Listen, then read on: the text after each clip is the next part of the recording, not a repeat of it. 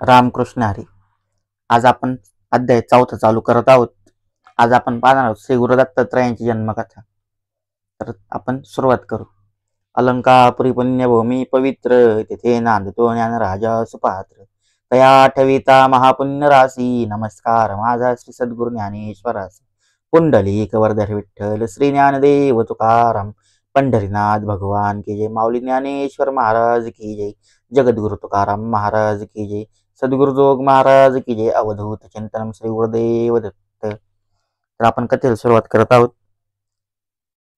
तर मागील अध्यायात आपण बघितलं की नामधारकांची विनंती ऐकून अंबरीषीची कथा सांगितली योगींनी.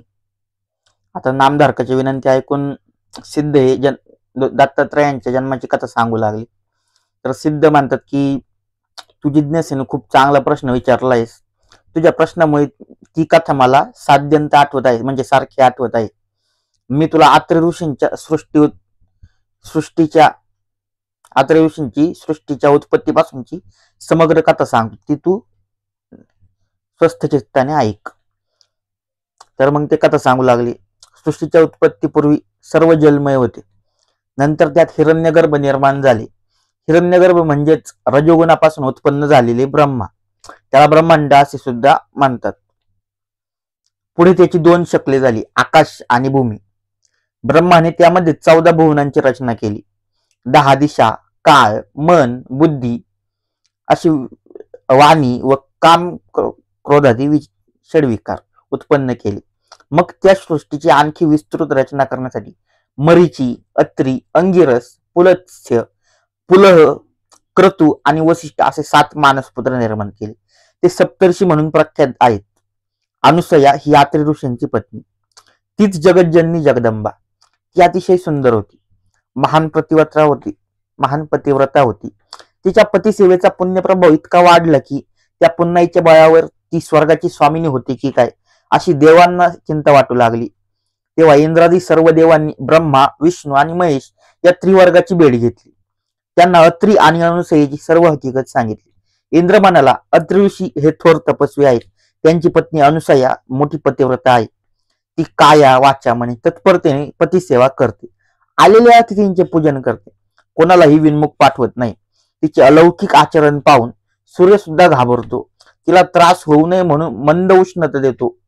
तिच्यासाठी अग्नी शीतल होतो, वायू सौम्य वाहतो. तिच्या पावलांना त्रास होऊ नये म्हणून भूमी मृदू होते. तिला उपद्रव झाल्यास ती शाप देईल की काय अशी आम्हाला सतत भीती वाटते. आमच्यापैकी कोणाचेही स्थान ती हिरावून घेऊ शकेल असा तिचा पुण्यप्रभाव आहे. तिने एखाद्याला वर दिल्यास तो आम्हालाही मारू शकेल. तुम्ही यावर काहीतरी उपाययोजना करा, अन्यथा भविष्यात आम्ही सर्व देव तिचीच सेवा करीत आहोत असे दृश्य दिसेल. देवांचे गाराणे ऐकून ब्रह्मा, विष्णू आणि महेश यांना राग आला.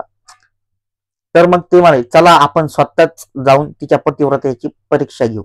तिचा व्रतभंग करून आपण तिला यमाकडे पाठवू. असे बोलून त्यांनी देवांना अभय दिले. त्यानंतर तिघेही अनुसयेचे सत्व पाहण्यासाठी भिक्षुकांच्या रूपात अत्रींच्या आश्रमद्वारे आले. त्यावेळी अत्री ऋषी अनुष्ठानासाठी बाहेर गेले होते. आश्रमात अनुसया एकटीच होती. भिक्षुकांनी तिला हाक मारली. ते म्हणाले, हे सती, आम्ही ब्राह्मण अतिथी म्हणून येथे आलो आहोत. आम्हाला भूक लागलीये. तुमच्या आश्रमात नेहमी अन्न संतर्पण होते. तुम्ही अभ्यागात त्याला इच्छा भोजन देता अशी कीर्ती आम्ही ऐकलीये. तरी लवकरात लवकर इच्छा भोजन द्या, अन्यथा आम्ही विन्मुख होऊन अन्यत्र ठिकाणी जाऊ. त्यांची हाक ऐकून अनुसया बाहेर आली.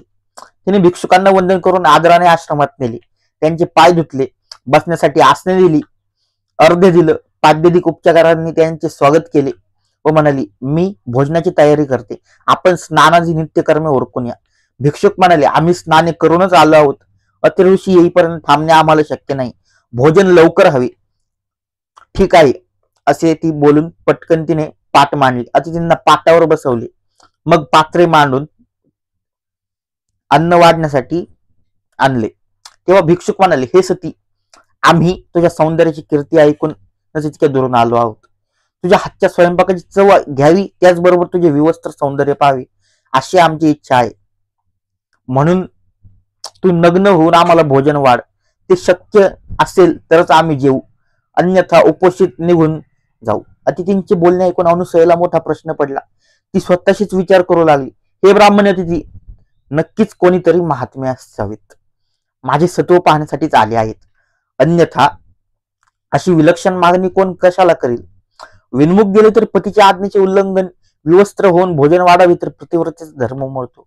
बिकट प्रसंग आहे, मागे मार्ग तर काढलाच पाहिजे. काय करावे, माझे मन तर निर्मळ आहे.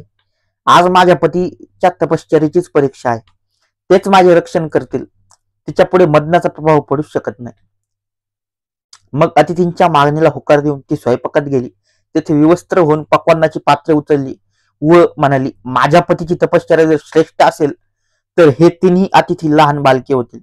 असे म्हणून बाहेर आली तर काय आश्चर्य, त्या भिक्षुकांची तानी बालके झाली होती. अनुसया क्षणभर घाबरली, अचंबित झाली.